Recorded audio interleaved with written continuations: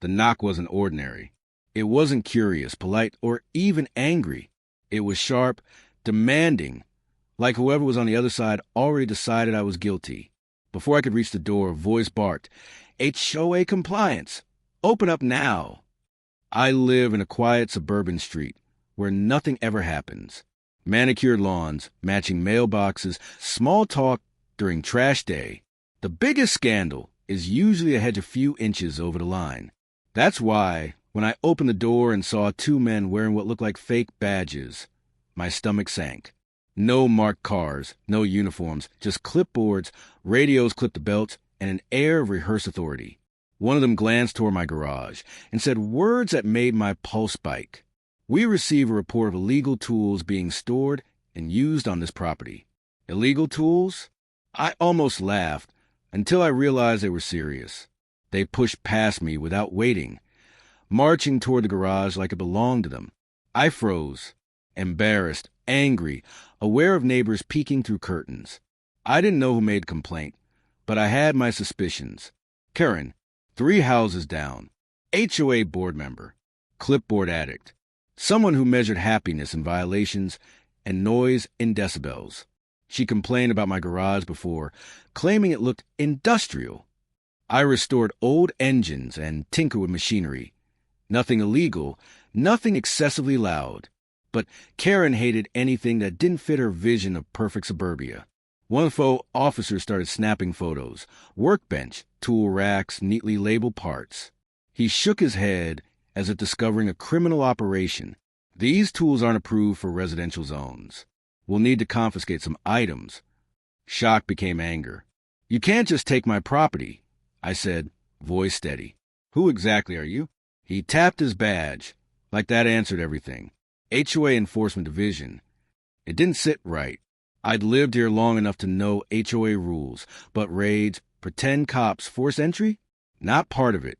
Then I saw her, Karen, arms crossed, lips curling into a smug, satisfied smile. She wasn't hiding it. She nodded approvingly as one of the men lifted a heavy torque wrench like evidence in a drug bust. That's when I realized this wasn't about tools. It was about power, heart racing, disbelief taking over. I understood she'd escalated a petty complaint into full-blown intimidation. Neighbors had begun gathering. Phones came out. Whispers spread fast. I wanted to yell, to tell them to leave, but I stopped because while they played cops, they had no idea whose garage this was. No clue who taught me to organize tools to federal safety standards. No clue why every piece in this garage was documented, labeled, and cleaner than most professional shops. And they had no idea the man who built this space with me had spent decades maintaining equipment for the federal government. My dad wasn't home yet, but when he arrived, everything would change, and Karen had just made the biggest mistake of her life. The tension didn't fade after they lifted the tools. It thickened, heavy, oppressive, like the calm before a storm. One of the fake officers spoke into his radio, using words that sounded official but meant nothing. Initiating partial seizure, possible zoning escalation, loud enough for neighbors to hear. Karen stepped closer. "I warned you," she said, voice sweet but sharp. "This neighborhood has standards. You can't run a workshop from your garage." Workshop, that word burned. I explained again, it's a hobby. Nothing illegal. No right to enter my property. She didn't respond, just nodded at the men like she was their supervisor. Then things escalated. Cabinets opened, drawers pulled out. One officer lifted an old diagnostic scanner, holding it like a prize. Residential possession requires authorization. A lie. I knew it. I pulled out my phone and began recording. Their confidence faltered, just slightly, but I saw it. One shifted. Another hit his badge. Karen's smile tightened. "You're not allowed to record HOA enforcement," she snapped. "Yes, I am," I said calmly. "This is my property." Her patience snapped. She raised her voice so the neighbors could hear. This is exactly the kind of... The behavior Karen was showing. That's exactly what we've been warning everyone about. Secretive, hostile, suspicious. Suspicious simply for owning tools. One of the men stepped closer to me, invading my space. His voice dropped. "If you cooperate, this stays simple." If not, we escalate to full compliance action, fines, liens, forced removal. My hands trembled, but not from fear. This felt staged, rehearsed, performance over enforcement.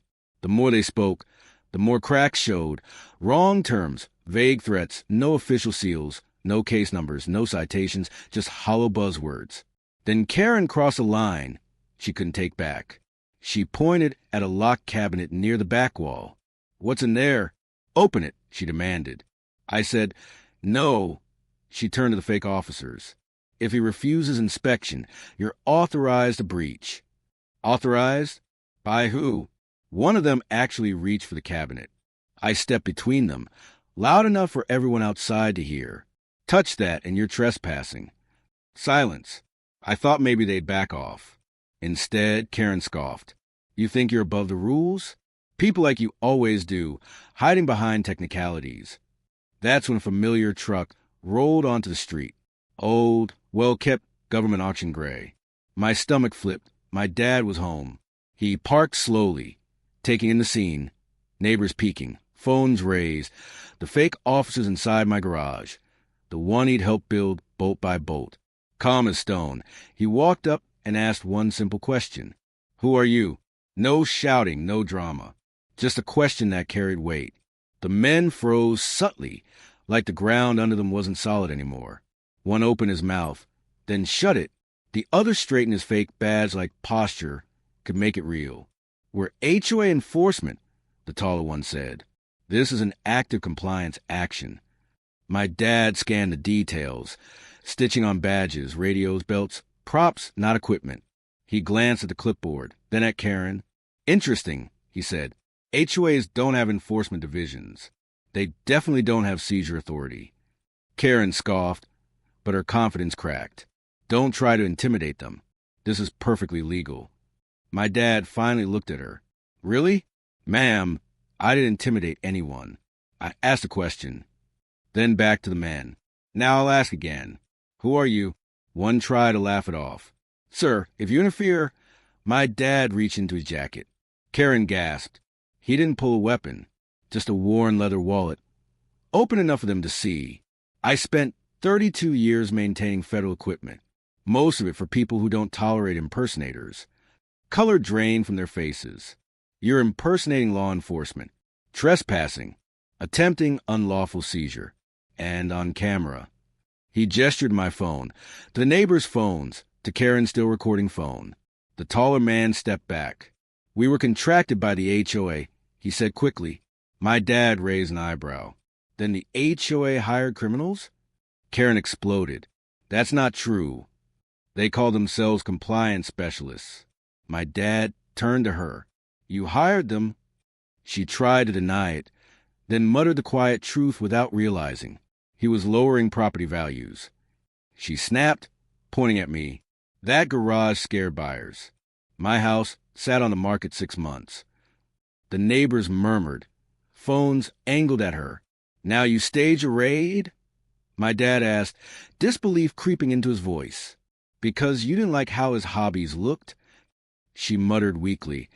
"I was protecting my investment." That's when one of the fake officers bolted. The other didn't get far. A real patrol car rolled up. Uniforms, badges, authority. The contrast was glaring. Within minutes, the truth came out. Karen's men were part of a shady HOA enforcement service she found online. No licenses, no authority, just intimidation for hire. Karen tried to explain, then cry, then blame me. Nothing worked. Officers read her rights. As she was led away, she looked at me, defeated. My dad put a hand on my shoulder. "You did nothing wrong." The garage went quiet again. Same tools, same walls. But the power had shifted. The neighborhood would never see Karen or the HOA the same way again. If you enjoyed this story, hit the subscribe button.